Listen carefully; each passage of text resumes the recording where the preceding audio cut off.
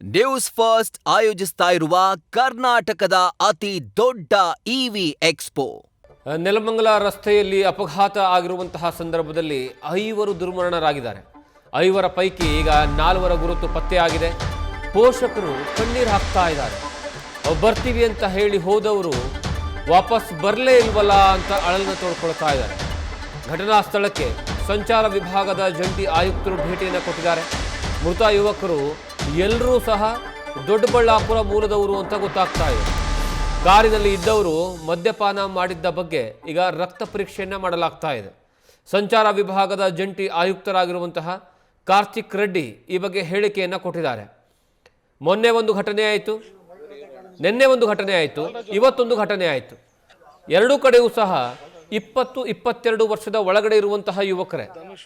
ನಿನ್ನೆ ನಡೆದಿರುವಂತಹ ಘಟನೆಯಲ್ಲೂ ಸಹ ಅಲ್ಲೂ 6 ಜನ ಸಾವಿಗೀಡಾಗ್ತಾರೆ.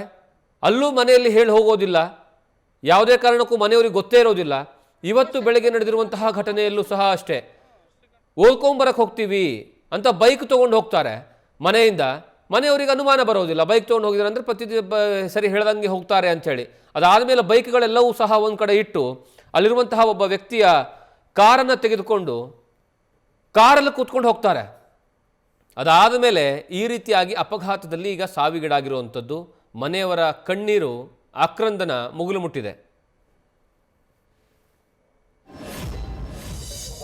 ಸಮಯದಲ್ಲಿ ನಮ್ಮ ತುಮಕೂರು ರೋಡ್ ಜಿಂದಾಲ್ ಫ್ಯಾಕ್ಟ್ರಿ ಮುಂದೆ ಒಂದು ಇಂಡಿಕಾ ಕಾರಲ್ಲಿ ಮತ್ತೆ KSRTC ಬಸ್ಗೆ ಒಂದು ಅಪಘಾತ ಆಗಿ ಇಂಡಿಕಾ ಕಾರಲ್ಲಿದ್ದ 5 ಜನ ಸಾವನ್ನಪ್ಪಿದ್ದಾರೆ.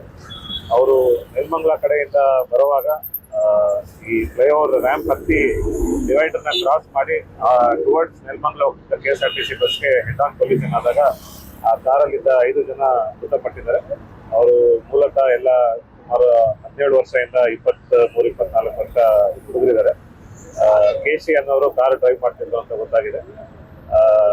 ಮೂಲತಃ ಅವರು ಪ್ರೇಮಪಿಸಿ ಅವರು ದೊಡ್ಡಬಳ್ಳಾಪುರ ಅಂತ ನಮಗೆ ಮೇಲ್ನೋಟಕ್ಕೆ ಗೊತ್ತಾಗಿದೆ. ಯಾಕಾಯ್ತು ಅಂತ ನಾವು ತನಿಖೆ ಮಾಡ್ತಾ ಇದ್ವಿ. ಅದೇ ರೀತಿ ಅವರು ವಾಹನ ಚಲಾವಣೆ ಮಾಡುವಾಗ ಕುಡಿದಿದ್ರ ಕೂಡ ನಾವು ಬ್ಲಡ್ ಸ್ಯಾಂಪಲ್ ತಗೊಂಡು ಅದನ್ನ FSLಗೆ ಪರೀಕ್ಷೆಗೆ ಕಳಿಸಿದ್ವಿ. ಬಸ್ಸಲ್ಲಿ ಇದ್ದವ್ರಿಗೆ ಕೆಲವರಿಗೆ ಸಣ್ಣ ಪುಟ್ಟ ಇಂಜುರಿ ಆಗಿದೆ ಅಂತ ಇದೆ, ಬಟ್ ಯಾರು ಸೀರಿಯಸ್ ಇಲ್ಲ. ಅವರು ಕೂಡ ನಿನ್ನೆ ಇಲ್ಲಿ ಹಾಸ್ಪಿಟಲ್ ಟ್ರೀಟ್ಮೆಂಟ್ ತಗೊಂಡಿದ್ದಾರೆ. ಬಟ್ ಕಾರಲ್ಲಿದ್ದ 5 ಜನನು ಮೃತಪಟ್ಟಿದ್ದಾರೆ.